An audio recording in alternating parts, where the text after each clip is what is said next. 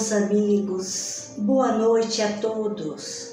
Cordiais saudações a todas as famílias aqui representadas. É com grande satisfação que vamos dar continuidade a mais um momento de reflexão dos evangelhos, ou seja, dos ensinamentos do Mestre Jesus. Na noite de hoje, no entanto, nós vamos nos reportar mais uma vez às palavras ao Sermão do Monte. Veja bem, é um momento diferente. E para iniciarmos estas reflexões, eu gostaria de conversar com os amigos sobre uma experiência vivida nesta semana. Eu estava numa cafetaria, num lugar onde a gente toma o café da manhã, não é isso? E uma delicatessen, quando surgiu, fui entrar para tomar um café e um mendigo me abordou e disse: por favor, me dê umas bolachas para que eu possa tomar o café. Eu entrei, não disse nada e olhei aquele jovem homem, veja bem, ele estava sorridente. Numa situação infeliz, mas ele parecia contente, por incrível que pareça. Só que quando eu botei o café, eu notei que ele não tinha ido embora. Eu coloquei na xícara o mingau e a moça me serviu, e quando eu fui tomar, eu olhei para fora.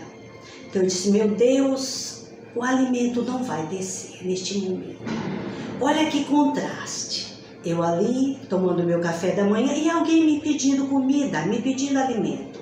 Como é que você vai ficar num momento desse? Claro, você também faria, vamos dividir o pão. Então eu fui lá dentro e pedi à moça uma porção de mingau e levei até ele, que contentamente recebeu, já tinha recebido também, mas uma porção de café, tomou seu cafezinho. Em um determinado momento, eu não tinha terminado, ele já tinha acabado o café dele da manhã lá na rua. Ele veio na porta, olhou para mim com os olhos sorridentes, felizes, conferiu que eu estava ali e voltou. Voltou e eu não vi mais, até que eu saí de lá da delicatessen e olhei. Ele estava deitado, dormindo, numa posição até interessante, com os pés em cima de uma lata, descansando em sono profundo. Eu disse: que interessante, meu Deus. O que será? Eu pensei um momento que ele veio olhar para mim. Será que ele veio pedir mais comida? Olha aí. Olha que, digamos assim, que negligência. Olha que julgamento. E, no entanto, não era isso.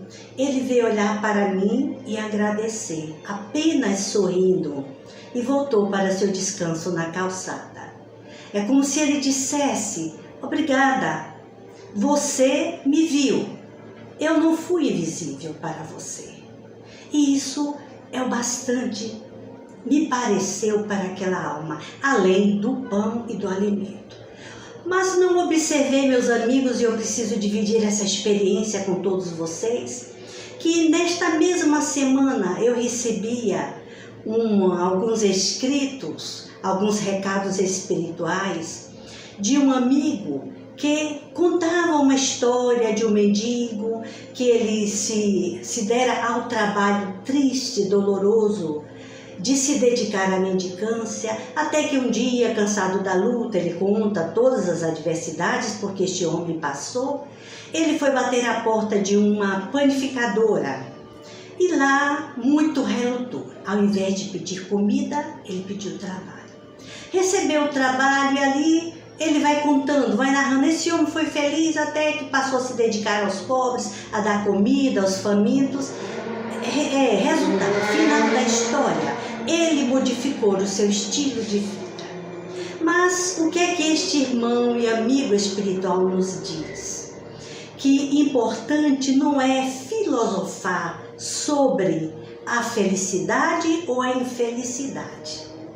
Importante não é a gente pensar e se condoer em quem não tem ou deixa de ter comida, em julgar a sociedade, ou até mesmo querer mudar o nosso estilo de vida, ou mudar até mesmo a sociedade, a realidade social em que todos nós vivemos. Não é isto? Uma realidade sofrida, de uma grande diferença, né, social. Há muitos seres ainda em estado de penúria e de miséria social.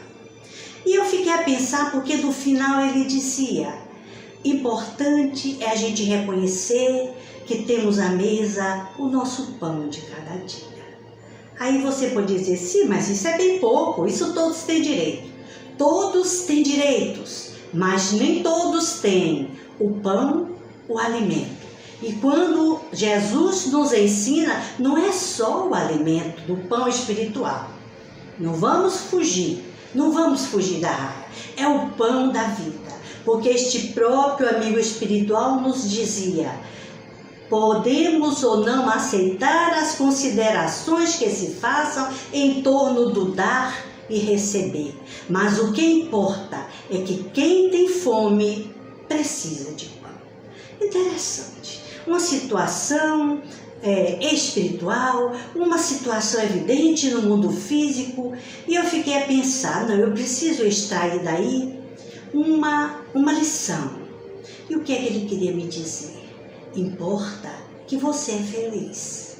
Importa que você e todos aqueles que têm pão à mesa, alimento e do que se nutrir para vivenciar esta proposta terrena, podemos nos dizer felizes.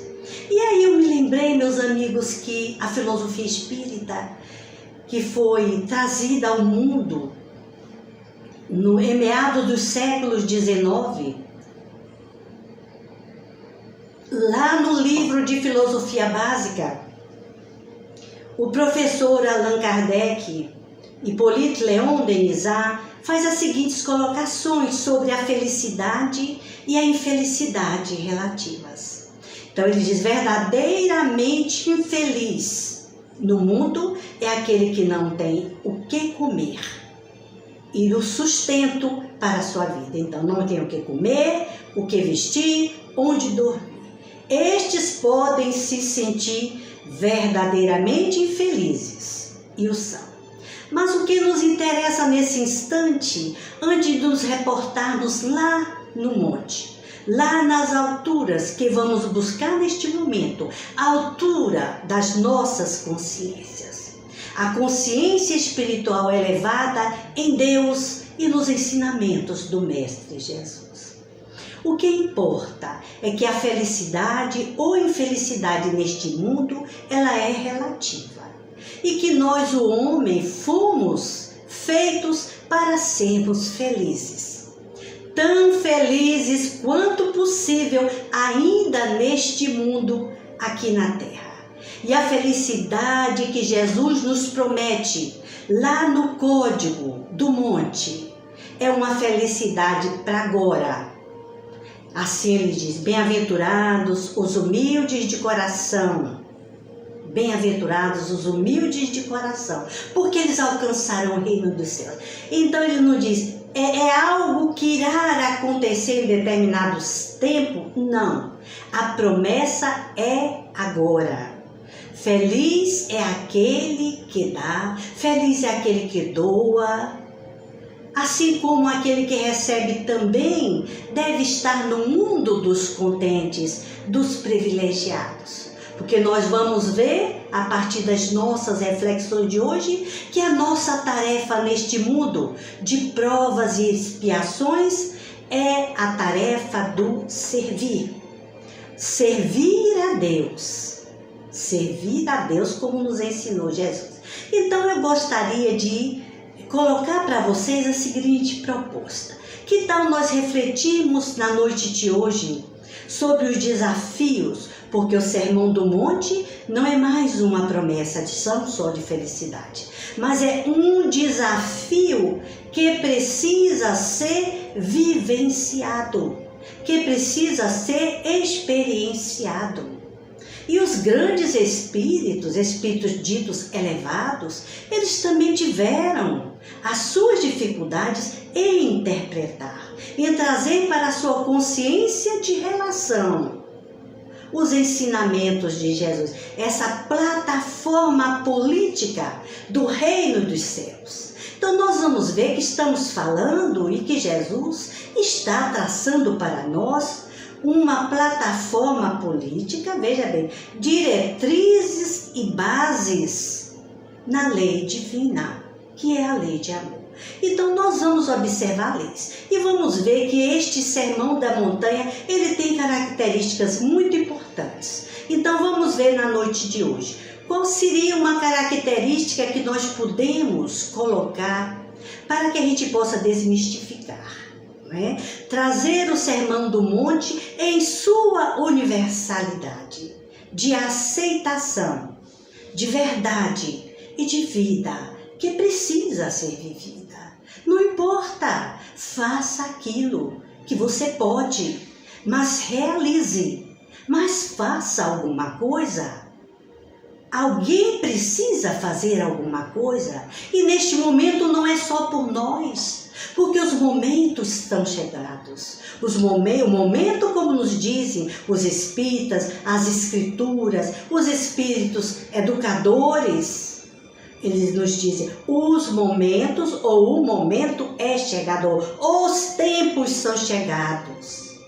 Mas não é um tempo meu e um tempo seu, um tempo particular de cada um, numa horazinha de boa vontade. É um tempo resolutivo, de fé, de confiança, de ação, em que nós seremos medidos não mais isoladamente, mas o mundo haverá, como está vendo, uma avaliação total, global, terrena. Então nós estamos vendo que não é uma seleção natural de poucos ou de muitos. Jesus conta com a totalidade do reino dos céus aqui na terra. E o tempo já está chegando, nós já estamos nos últimos momentos e precisamos dar esse salto qualitativo da mudança, realizando em nós essa síntese do reino, essa síntese dos ensinamentos de Jesus contidos no Evangelho, no Sermão do Monte. Não são só as bem-aventuranças, mas nós vamos ver, por exemplo, Humberto Holden vai dizer, mas a mensagem do Mestre é um convite para o homem se transmentalizar e entrar numa nova dimensão de consciência. Observem, numa nova dimensão de consciência, inédita e inaudita, paradoxalmente grandiosa. Então, nós vamos ver que realmente o Evangelho de Mateus, nos capítulos 5, 6 e 7, o Evangelho, Jesus traça para nós um convite e um permanente desafio para que nós, seres humanos, possamos realizar em nós o nosso potencial, que é Deus em nós. Então, não é mais inteligir, não é mais uma questão de crer. Agora o momento é intuir, despertando e acordando em nós um conhecer anterior. Observem, relembrando que já sabemos, uma experiência já vivida.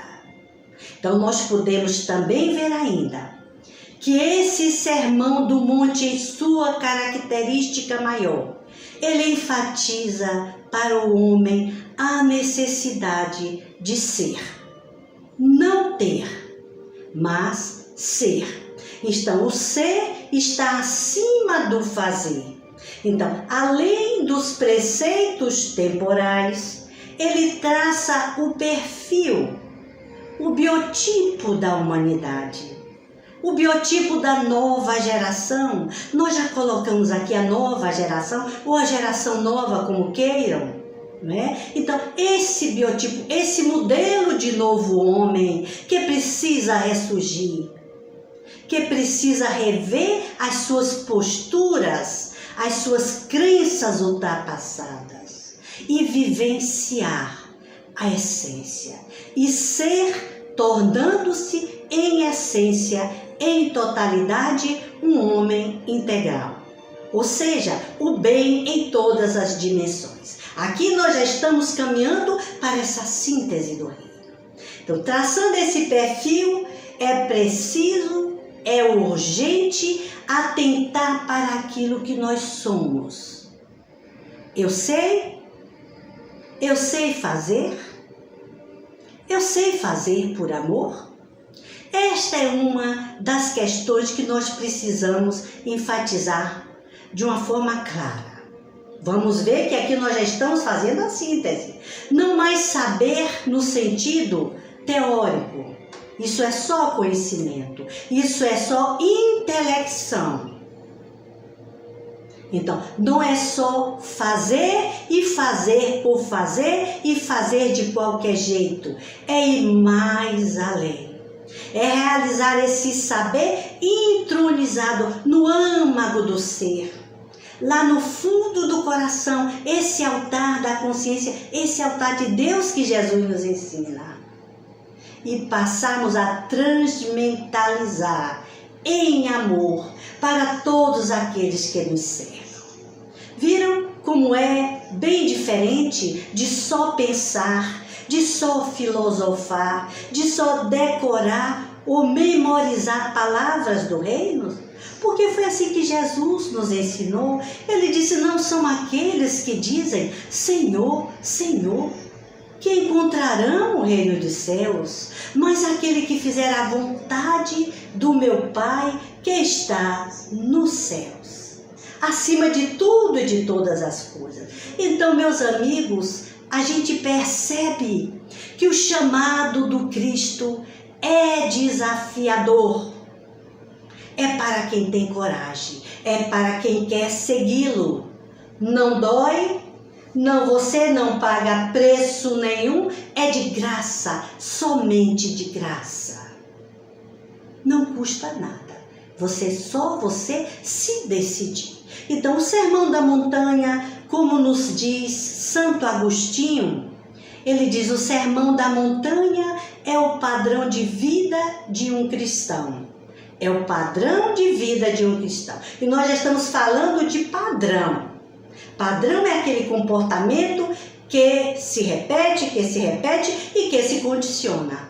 Aí se torna um padrão. Então, mas eu não desejo ser bom, né? Eu não aprecio a bondade, mas chega um momento que eu me torno bom. Simplesmente bom agindo com bondade. Porque nós sabemos que bom mesmo só Deus, não é isso? Mas nós vamos agir com bondade de forma natural. Então, Jesus nos ensina aqui, neste momento, veja bem, que nós estamos refletindo sobre a proposta do Sermão do Monte, que nada vale agitação e movimento externo sem quietude interna, sem vida interna. Observemos aqui aquela passagem de Maria, de Marta e Maria. Lá na casa de Betânia, o que Jesus falou para Marta? Marta, Marta, estás ansiosa por muitas coisas, mas só uma importa. E Maria escolheu a melhor parte, a parte de ser, de atualizar o saber nos vários níveis da consciência, que eu já falei aqui sobre a personalidade de Maria. Maria foi um espírito feminino que viveu muito além, adiante da sua época. Um espírito que já desenvolvia essa polaridade intuitiva e que fazia essa integração muito bem nos níveis de consciência. Assim era Maria, que escolheu a melhor parte, a parte do reino dos céus. E não aquela correria, aquela agitação que estava caracterizando a personalidade de Marta. Fazer comida, varrer a casa, forrar a cama, tudo isso é também necessário e indispensável. Mas não é a prioridade. Não é a prioridade, já falamos muito destas coisas. Então, não sejamos executores, mas atores. atores no palco da vida, atuando, vivendo a sua essência, que é Deus em nós, que é alegria, que é essa ânsia de felicidade que todos nós temos, todo ser humano. Pois se esse é o traço de Deus, é o traço divino em nós, então evangelho não combina com tristeza, já falamos aqui, evangelho não combina com depressão, com obscurantismo. Evangelho é alegria do reino dos céus. Então não vamos aqui trazer para o sofrimento, a dor, quando essa não é a proposta. Então vamos ver aqui adiante que existe uma outra característica que nós vamos precisar rever na noite de hoje. O Sermão do Monte renova e inova em nós todos os padrões de confiança do mundo. Observe que isso é importante. É importante para que possamos viver uma vida de qualidade, para que possamos viver sem ansiedade, dormir bem, dormir tranquilo, trabalhar satisfeito. Então, quando Jesus diz, buscai primeiro o reino dos céus e sua justiça, e tudo mais vos será dado por acréscimo. Buscai primeiro o quê? Está sendo claro. Olha que é que o Sermão do Monte, uma das características, é essa linguagem simples e clara, acessível a todos os homens, cultos e incultos. Acessível a todos. Então, buscai primeiro a vida superior. Era o que Jesus dizia lá para Maria, para Marta, na casa de Betânia, não é? Busque a vida superior e a vida humana que é subordinada a ela, olha a subordinação, receberá da vida superior o necessário para sobreviver. Parece uma incoerência, não é? Vejam, experimentem. Façam essa experiência, é o recomendado. Então, o importante aqui é que esse Sermão do Monte, que agora é este grande desafio, ele renova os padrões de confiança no mundo físico, eliminando em nós a ansiedade, a insegurança, a correria atrás de coisas transitórias, preocupações com o nosso estado físico. O que beberemos, o que comeremos, o que sentiremos, o que será de mim? Vocês já viram? O que será de mim, meu Deus? Quando o mundo se acabar, quando a guerra chegar, não é? Tem gente esperando aí tudo que possa vir de ruim, mas que absurdo. Que absurdo! Como é que um cristão pode viver em sanidade física e mental? Com tais considerações, com tais crendices, que o mundo está cheio de palpiteiras. Então, o Sermão do Monte, eliminando os padrões de transitoriedade, por quê? Porque ele nos coloca como consciência, observe aqui, vamos parar aqui um pouquinho. Ele nos coloca como consciência no padrão do absoluto, ou seja, no padrão de união com o que é divino.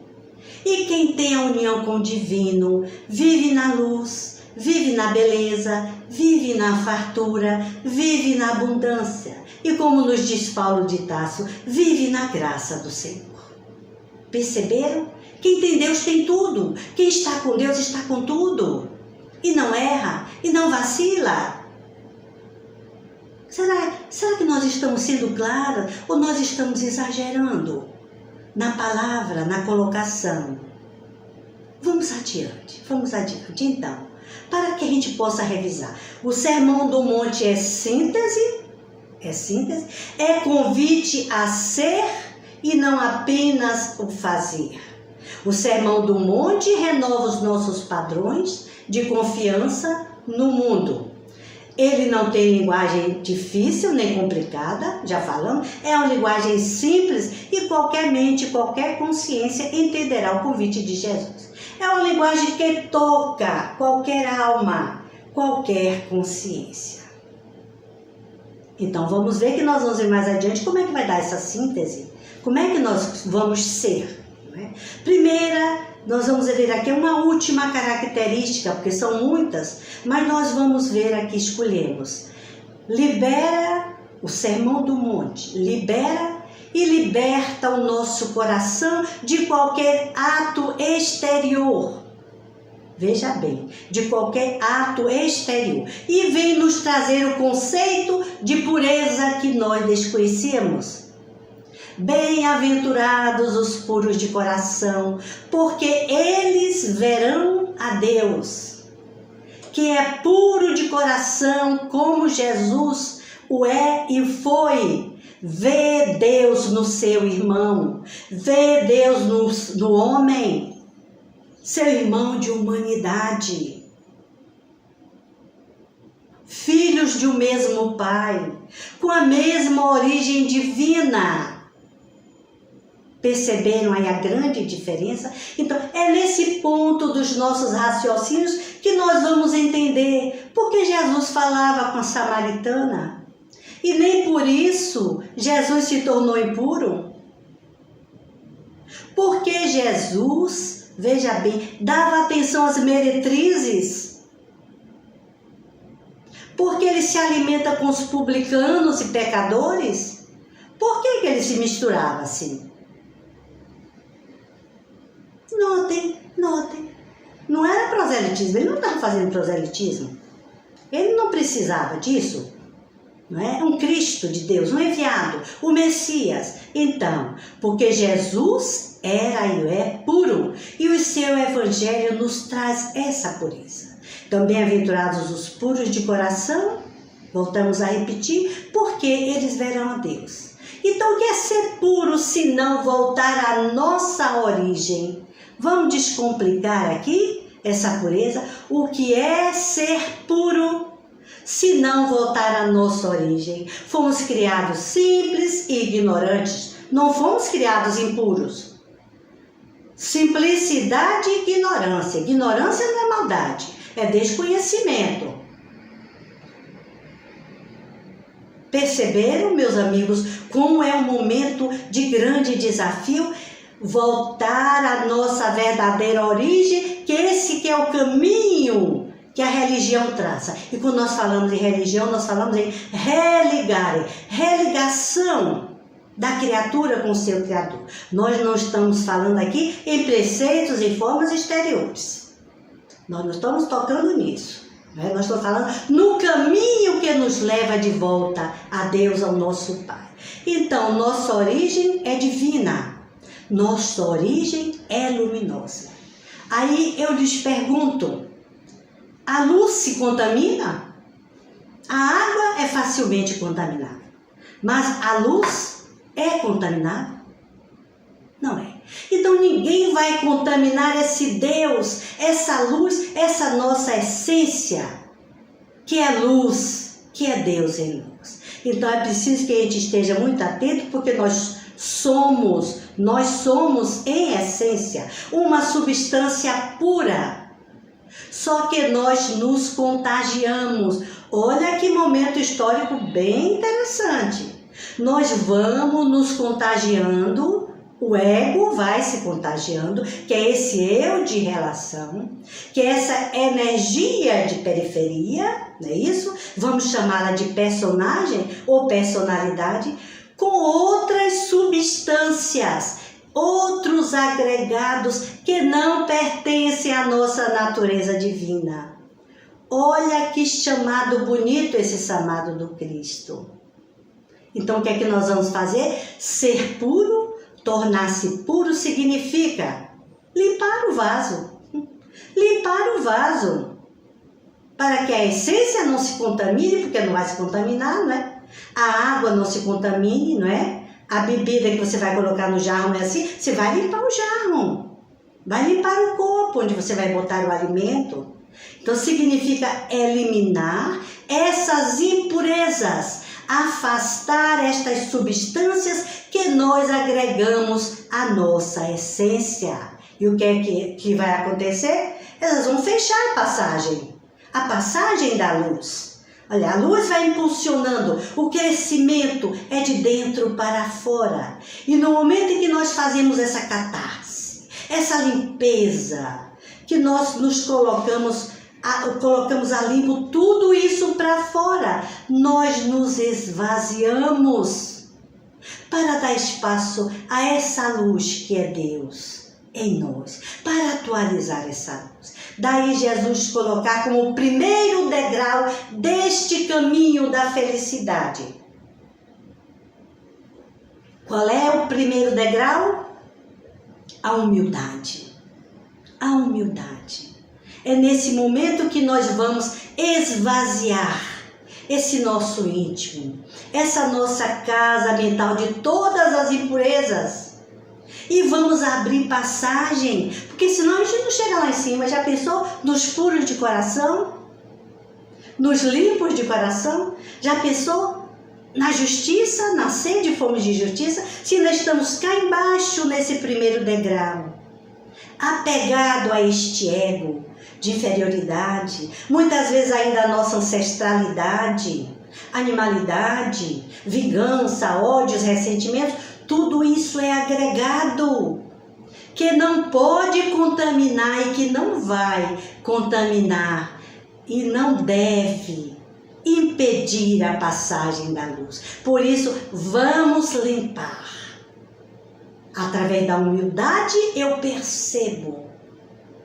Mas eu percebo que eu sou pequenino diante de Deus. Eu percebo que eu não tenho nada e que estou carente da riqueza e da graça divina. E se eu não tenho nada para dar a Deus, Deus tem muito para nos dar. E aí, meus amigos, o que é que vai acontecer? Eu não vou negociar favores divinos. Eu não vou negociar com Deus. Por que isso? Perceberam? Não vou nem entrar em detalhes. Eu acho que vocês já estão notando. Pagador de promessas, etc, etc. Não é por aí. Então, o trabalho evolutivo é tirar tudo que foi agregado, tudo que nos apaga o brilho interior. Agora é tempo, meus amigos, de fazer brilhar. É tempo de fazer brilhar a nossa luz. E a palavra de ordem nesse planeta é servir. Essa é a mensagem do Cristo.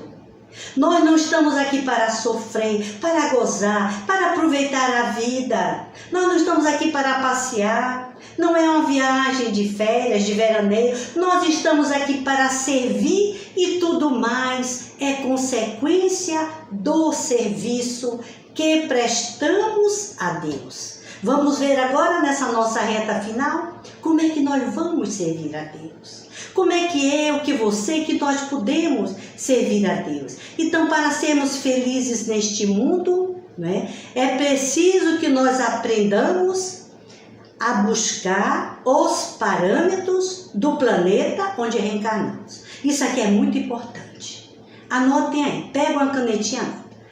O parâmetro do planeta que nós reencarnamos não é ser feliz, não. A gente pode ser feliz aqui, é relativo, porque a gente está exercitando.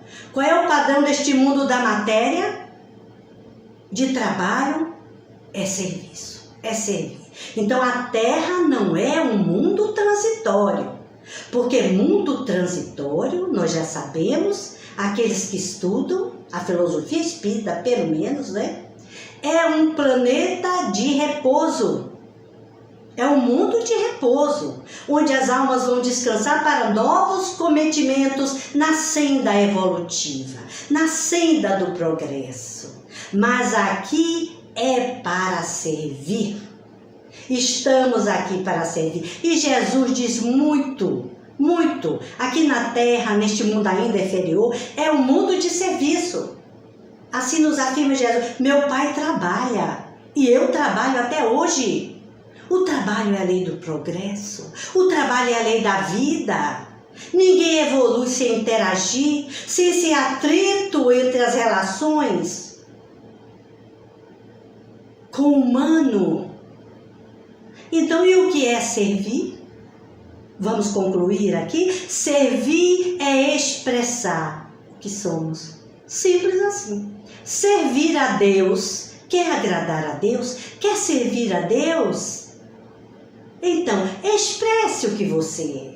Então, esse é o melhor serviço que podemos expressar à divindade. Expressar-se como filho de Deus. Então, atualizar esse gene divino que é Deus em nós. Aí Deus vai ficar contente. Olha os tamanhos do sorriso de Deus. Não sei onde você vai ver, mas você vai ver a natureza em flores. Você vai ver na natureza, no céu, na terra, no mar. Deus está contente, Deus está sorrindo, porque você está servindo, trabalhando, atualizando a sua divindade, a sua origem que é divina.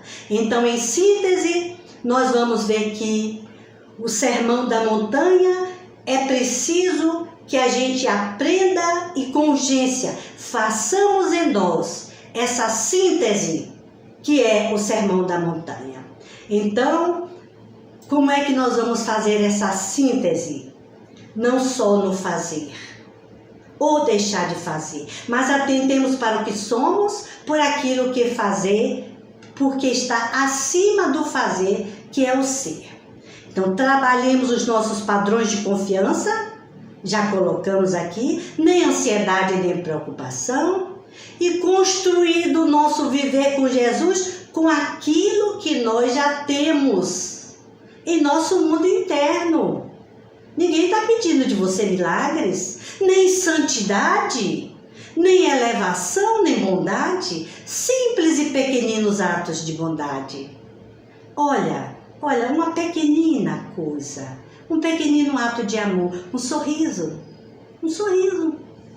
é agradável a Deus. Então, descomplicar a nossa comunicação, não nos complicando com palavras, usando linguagem simples, exercitando a pureza de coração.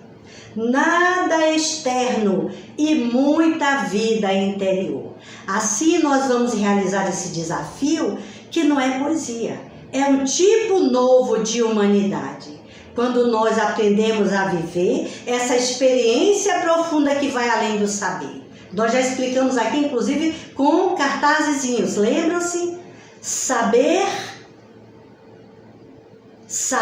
ser, quando nós já aprendemos a fazer. Saber fazer, melhor dizendo, e saber fazer por amor, atuando neste centro da misericórdia, colocando todas essas experiências no profundo de nós mesmos.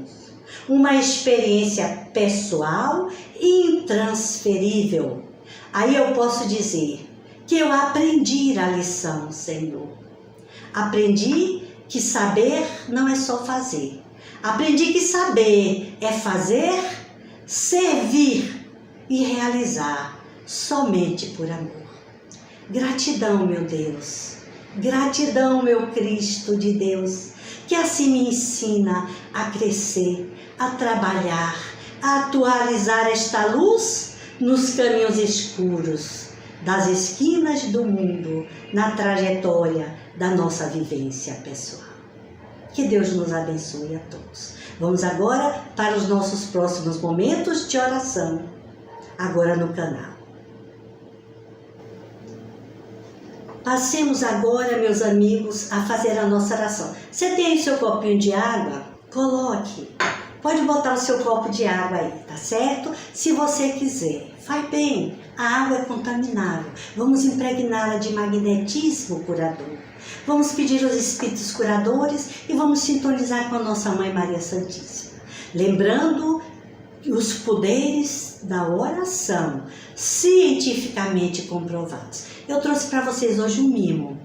Um mimo que eu sei que muita gente vai fazer. Não importa a oração. Você pode fazer essa, pode fazer uma oração do coração ou pode não fazer nada. Entende? Ou só dizer obrigada, meu Deus e pronto. Então hoje você vai fazer o seu pedido. Quem não se lembra aqui do Lembrai-vos de São Bernardo, vamos lá, faça o seu pedido com objetividade, com clareza. Se é saúde, peça saúde. Não diga para quê, diga peça saúde. E peça a nossa Mãe Maria Santíssima, que ela interceda por todas as graças, com todas as bênçãos, com os anjos curadores, essa Mater dolorosa. essa amiga de toda a humanidade. Vamos orar com nossa Mãe Maria Santíssima e o lembrai-vos de São Bernardo.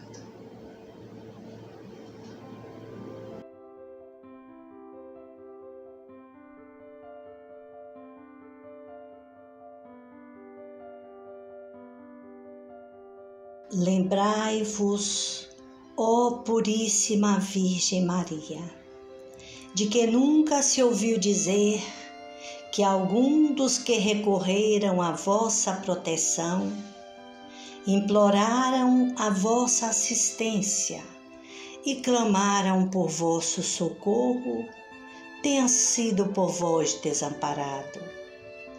Animado eu, pois com igual confiança, a vós, ó Virgem, entre todas singular, como a Mãe recorro, de vós me valho e gemendo sobre o peso dos meus pecados, me prostro aos vossos pés. Não rejeiteis as minhas súplicas, ó Mãe do Verbo de Deus humanado, mas dignai-vos de as ouvir propícia e de me alcançar o que vos peço. Faça o seu pedido, peça a sua graça.